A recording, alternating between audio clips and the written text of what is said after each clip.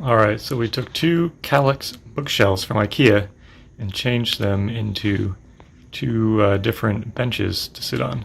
So this is style number 1.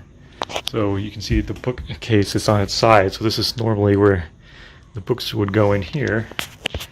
So we put it on its side. We raised it up a little to get more height so that it's more comfortable for sitting. And then put some trim on the outside. Need a cushion here to sit on. And we got these baskets also from IKEA that fit perfectly in there. And there you go. There is bench number 1. Alright, and this is version 2 of the bench. So as before, we had the bookshelf facing out this way where the books would go. This time the books would have gone this way, so it's the bookcase was sitting like that. And we've put some trim on it, but we've also put some beadboard as well on both ends too.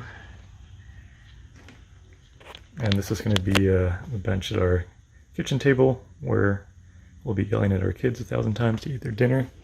And then the nice thing about this is you can open it, hinge on there, and we've got these little totes you can put a storage in. So that is bench version number 2.